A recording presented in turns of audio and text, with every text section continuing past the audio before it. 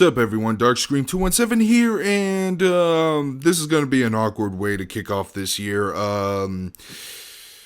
Yeah, I did say I was going to review the third season of Ikki Tousen Great Guardians, but I have to finish up provide some closure to something about 2 years ago.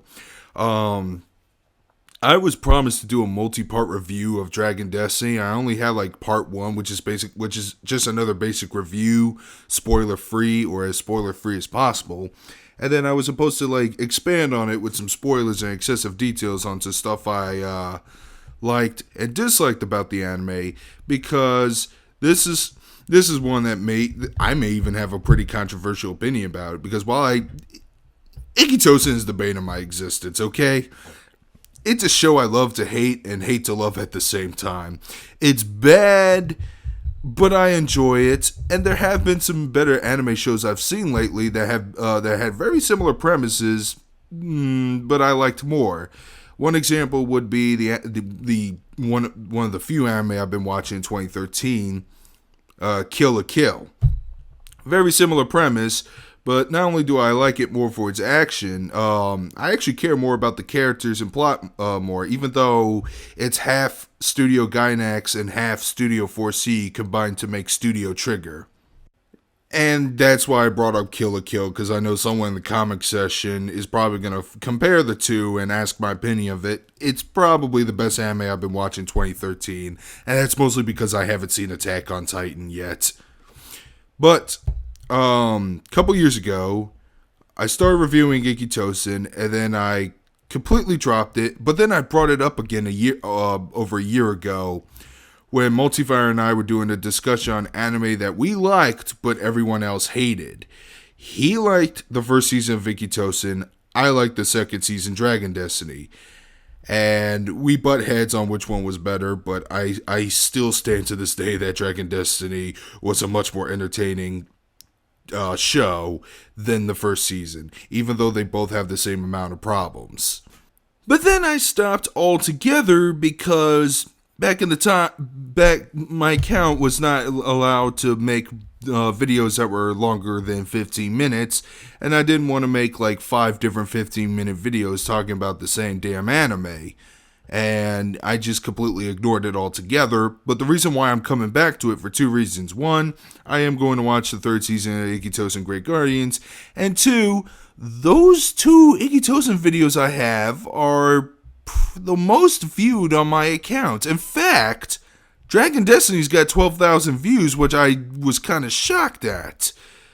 So I thought, a lot of people seen it. I don't know if anyone's going to see this video right here, but I'm going to actually finish it, put up some closure, go into some more spoilers onto stuff I liked and stuff I didn't like. And I've seen some of Dragon Destiny recently, so I can warm up for this video.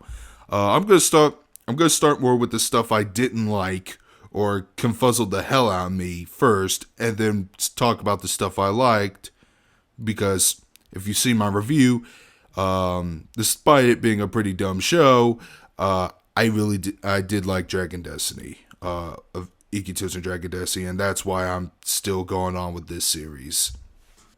Okay, let's get the first and obvious one out of the way. It's the fan service, which is what Ikki Tousen is mostly known for. I do think there is such a thing as too much fan service, and Ikki Tousen, while not the first to do that, it was the first to introduce me to that standard. And while I can overlook the show's excessive fan service, well, I can now because I've been that desensitized. But while I can overlook a show for its fan service, it does have the ability to repel people. I know people like to use the term sex sells, but what happens when you use too much sex? You can actually repel audiences.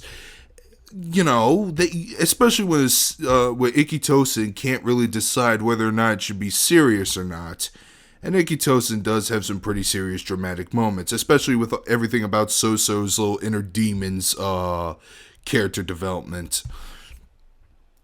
And there's also some other things. It's not just constant panty shots and the exploding clothes. They also add a few other things that were so disgusting I do not wish to discuss on this video. But every time I see something like that, I just face palm hard. And I've done enough times for my face to go red. I don't like it. I don't like it. I mean, it really does make it hard to watch. I mean, I'll try to enjoy it, but it does get difficult at times. Another thing I'm going to rant about is a individual character that just bugs me in all kinds of ways. Even though she's only shown up for like a scene or two, and she's not there for the rest of the series. But man, she is the worst character I have ever seen in this season. Maybe the worst one I've seen out of the first two seasons of Ikki Tousen, and that's Tenny. She is supposed to be the spiritual reincarnation of Deanne Way. Her character is just all kinds of messed up. First off, other than she's a middle schooler who is bullied. You want to know why she's bullied? She's bullied because she murdered her father. Now think about that for a damn second. Who the hell would ignoring the fact that for some reason people can kill other people and not go to jail for it because destiny of the three kingdoms. I mean, we've seen some dead bodies before in the first season, so whatever. Ignoring that fact altogether, who the hell would bully somebody who is a known fucking killer?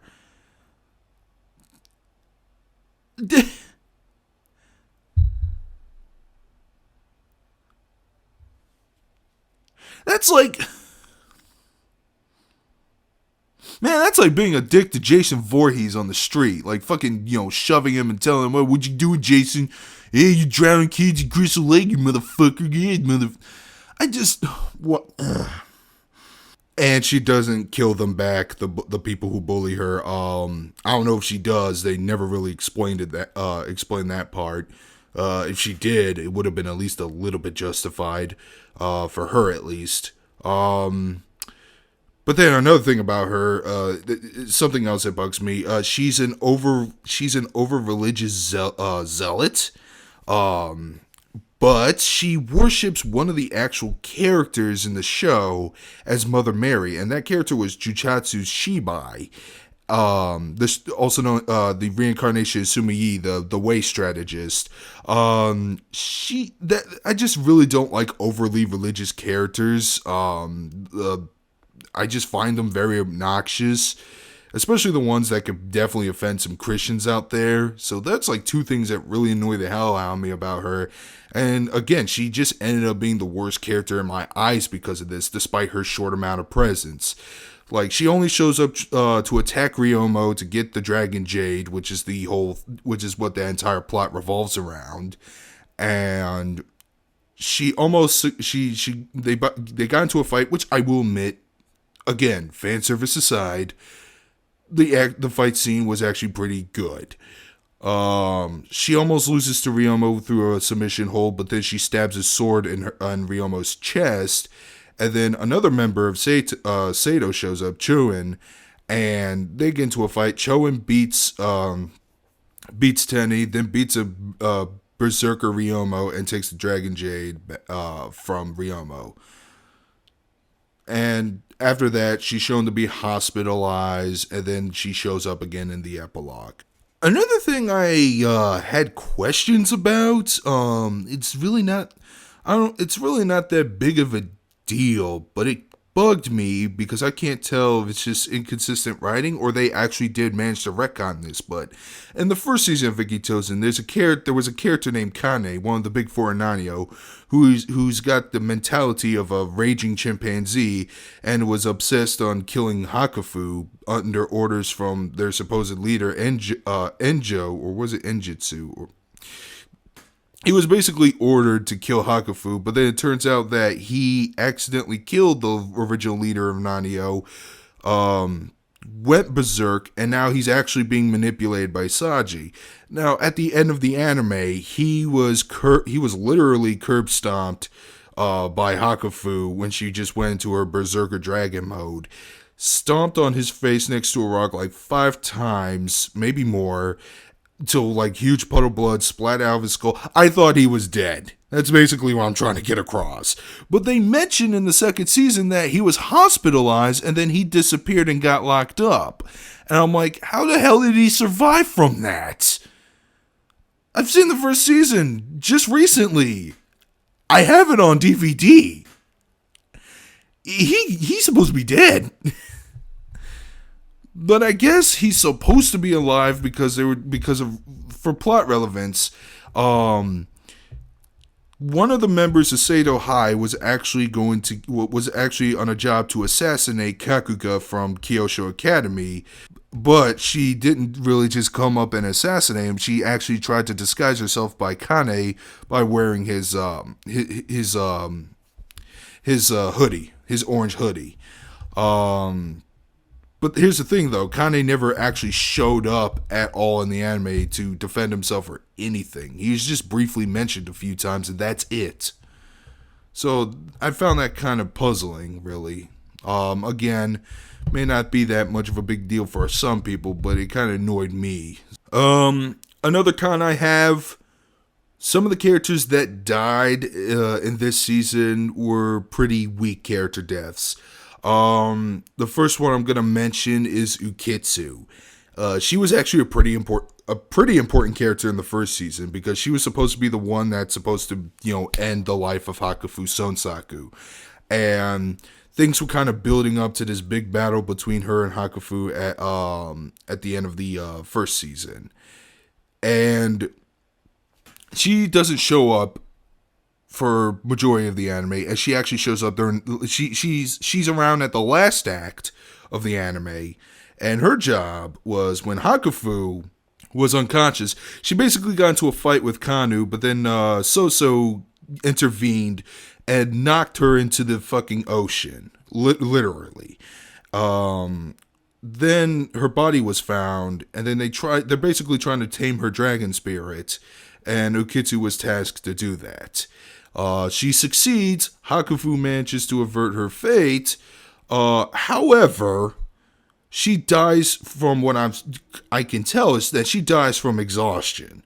She really doesn't die from wounds or anything because you don't see her. I gotta rewatch the scene, but I'm pretty sure that she did not have any wounds or torn clothes or anything. She just basically exhausts herself to death. And I know she's dead too. And you know what's really funny? She only had literally 2 lines in this season, 2 lines. That's it, and those were her last words too. But she is dead because at the end of the anime they show a 1 month later epilogue, and she has a gravestone. I'm like, wow, really? This character was pretty important, and then you're just gonna get rid of her like that? Boy, I hope she didn't have many fans. Another character whose death was on the weak side was actually Chuchachu's Shibai's, the reincarnation of Suma Yi. I mentioned her a little bit during my little Tenny tirade.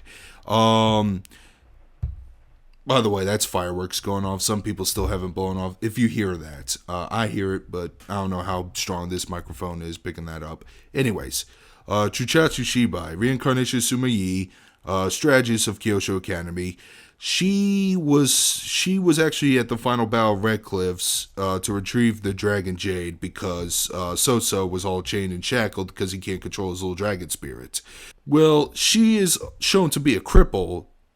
However, in flashbacks they showed her with working legs, but they never explained how she became a cripple. But it doesn't even matter because during the end of the during episode 12, the final episode, she drives a car and crashes it as a failed attempt to run over some of the characters, and she's shown to be walking and then she used her power to summon Soso to the location, and she just fucking turns to stone and falls to pieces. Such a shame. She looked like a very dark and sinister character. I wanted to see more of her, but again, whatever. Alright, I guess I'll talk about the positives. The first thing I want to talk about is the lack of Hakufu Sonsaku. Oh, yeah, I saw that as a major improvement. She does show up later on in the series, and her involvement is still pretty relevant. However, she was absent for the first two episodes entirely. In fact, when I previewed the first episode online, I was like, "Damn, no Hakufu. This anime is already better." Why do I hate her in the first place? Well, you can go back and watch the earlier Ikki Tousen reviews out there. But basically, not only is she an idiot, but she's supposed to be a great fighter, but she got her ass handed to several times in the first season anime. And she goes into that cheat code berserker dragon spirit mode whenever she needs to get a win. And I always found that to be pretty damn annoying. That she could not win from her own strength without having to resort to that level of power. But she's absent for the first two episodes, doesn't show up till the very tail end of 3. She's around in the episodes in between, but then she gets knocked out unconscious by Soso in the last, what was it? I want to say episode 8 or 9. And she's basically unconscious for most of the time. And whenever she's conscious, she just gets into her little dragon berserker spirit because I mentioned because of the stuff I mentioned about Ukitsu earlier. And she shows up at the tail end at the final battle, and but still, that was a little less screen time. And whenever the time they did show her, I really wasn't overall annoyed with her, despite the change in voice actresses. So yeah, that was a huge plus for me. What else I listed? Oh yeah, the characters, the characters they introduced in this season, most of them I like, but I actually do like almost the entire cast of Seito High. Kanu is reintroduced in the series, except she's no longer a minor character like that showed up for a few episodes like in the first season. She's a major character, and they played her up pretty well. I really like that a lot. But they also introduced Ikitoku Chohi, who's voiced by Jessica Calvello, and Getsuko Ryubi, who is basically the lead. She's supposed to be the leader of Seito High, but she's like this timid little bookworm. So yeah. But they also have I mentioned Choen, the one who attacked Tenny. She's this swordsman badass who always fights with her eyes closed, and whenever she opens her eyes, they kind of she looking like a beast. So I did like those characters. They were pretty, and they had some fun, comedic, lighthearted gags I actually found to be pretty entertaining. What else I put down? I did mention that the animation art styles improved dramatically, and as a result, we actually got some fight scenes that were there. I think in the first season of Ikki Tousen, there was only like 2 I can remember. That was Kanu versus Ryomo and Hakufu during the Big Fires tournament, and Kanu versus Ukitsu. That's the only 2 I know of. Everything else was like really cheap. They fought off camera most of the time, and that really annoyed the hell out of me. And there was some off camera fighting in Dragon Destiny, but not as much. Most of the action was actually shown, which is good because I don't think you should really try too hard. This should be just a spectacle anime at this point. It should just be for the violence and fan service.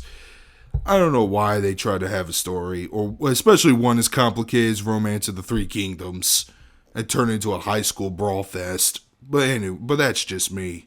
But my favorite fight scene would have to be, and I mentioned this earlier, would have to be Hakufu versus Kanu. It's basically the good animation, the lack of Hakufu, and the more of Kanu does build up to this moment right here.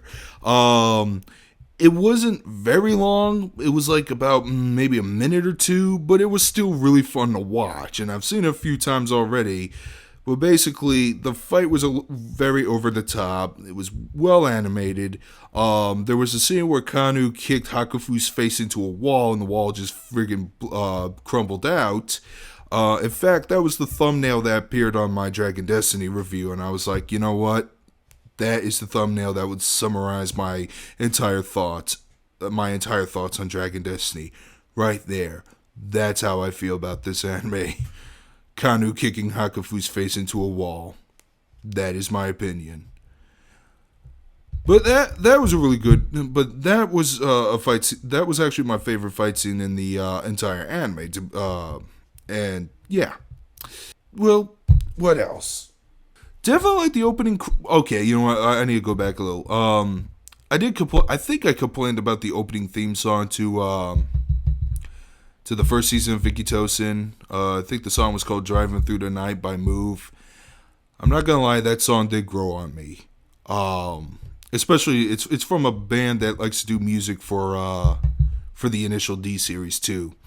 However, the second season song "Heart and Soul" I found a lot more catchier, more upbeat, more action packed, which should have fit with the tone of the series. Um, Most of the soundtrack in Ikki Tousen was meh, but I did like that, and I also like this one insert song that played when Hakufu had this weird out of body experience slash dream sequence where she basically meets her father. And he tells her, "Hey, your time's not up yet. Your friends are fighting. You gotta go save them." I definitely like the song that played there. And they even had like a crazy remix of Heart and Soul that played during the climax of the final battle, Red Cliffs. That very felt that if it was a little more rock based and not techno sounding, it would definitely feel like a Dynasty Warriors song to me. So yeah, some of the soundtrack was definitely good. It did not sound as bad as the first season's music to me. It still to me sounds like the music to the first season of Ikki Tousen. Most of it's to me still sounds like music from a bad N64 game. And the last thing I want to talk about that I really did like is the Battle of Red Cliffs, the last two episodes of Ikki Tousen Dragon Destiny, which did not take place at any Red Cliffs or even in the seas at all. It took place at I think it was an abandoned industrial plant. The reason why I like that fight, that action sequence so much is not only that it's the longest lasting one, 2 episodes worth with many different fight sequences going on. Some of the characters in Anio actually had times to shine. Gakushu especially, who I felt sorry for in the first season. He started off pretty promising. I mean, he was big, he was intimidating, he threw Hakufu to the opposite side of the school. But then afterwards, he just kept getting his ass kicked more and more and more and more, to where, you know, the size thing is just it's just all show, really. However, in Dragon Destiny, by the way, his design is probably the most dramatic overhaul I've ever seen. He's still big, but doesn't look that big, probably because he's wearing a hoodie now. And he's got he's got a darker skin tone and shorter brown hair. Well, anyways, from an earlier episode, he was fighting off an attack from Kakoton, one of the members of Kyosho, who was assigned by Kaku to retrieve the Dragon Jade, which Sato actually had at the time and not Ryomo, but then again, nobody knew that. Well, he did get beaten up a few times, but it wasn't that bad to the point where he needed to visit a hospital for a while. And he did manage to fight off the attack from Kakoton. But however, later, during the Red Cliffs battle, he actually did manage to slam one of the pillar gods of Kyosho into a steel bar support and knock him out. And Koken himself, though not as bad of treatment as Gakushu was in the first season, I didn't really see a whole lot of good highlight moments with him at all in the first season. But he did manage to trick another Pillar Man into a trap and got him. He basically exploded the ceiling above him, and then just debris just crumbled and collapsed on him. And much like Kanae, I'm surprised he was able to survive, because that definitely would have killed him on impact. But a few things happened there. A few fights, and they were pretty quick. However, the big battle was when Soto arrived, completely possessed by his 1800-year-old spirit, and he basically got the spirit from Ryubi out, tried to kill him. Hakufu comes into the rescue, and then the Dragon Jade's power was activated when all three of those people were gathered. The Dragon Jade was an item that was originally supposed to be a nullifier for those who have a dragon spirit, and that's why Ryomo went to take it in Hong Kong. But then it turns out it's just something that's used to alter fate. Well, they managed to defeat Ryubi and Hakufu managed to defeat So, and the Dragon Jade's power got it got exhausted, and peace got restored to the schools. Month later, cut to a month later, epilogue while the credits roll. Everyone's living their lives. Some of the students got part-time jobs. And then at the end, it actually showed something that's a little sad, actually. It's regarding the character Kakoton. Bunwan Kaku sees him sitting around in the city, and he's waiting for his friend Sotso. However, he also has a bit of amnesia. He wasn't able to recognize Kaku, despite the fact that she was working as a strategist for Kyosho for a while. And he probably doesn't even know he's dead. So I'm assuming he's got some kind of some amnesia. See, what happened to him was Soso's spirit overtook his body, and as a result, he attacked Kakoton for disobeying orders. Kakoton actually freed Kanu from Kyosho's captivity, which is why she was actually fighting on the side of Kyosho when she was fighting Hakufu. But because of that, he got his hand crushed, and they basically show a sword slash of his spirit hitting him, followed by your typical gory cut noise, and that was the last you ever see of Kakoton, and you're probably supposed to believe that he is dead, but it turns out he's not, and he doesn't look that injured, and the only injury he had was the needle in the eye that I mentioned in part 2, because he's supposed to be the reincarnation of Shahu Duen. So, yeah, I was like, well, it is weird too. Like, they were showing everyone else's lives in the epilogue, almost everyone, all the characters in the season at least, showing what they're doing with their lives. And they even show Tenny seeing a little horse with this other character whose name escapes me, but he also works for Shiba as well. So everything's a little happy-go-lucky, and then they add this little mild somber moment. I was like, ugh. So those are my thoughts on Ikki Tousen Dragon Destiny, a little more expanded, and hopefully some people will understand it, or understand why I still managed to enjoy this show.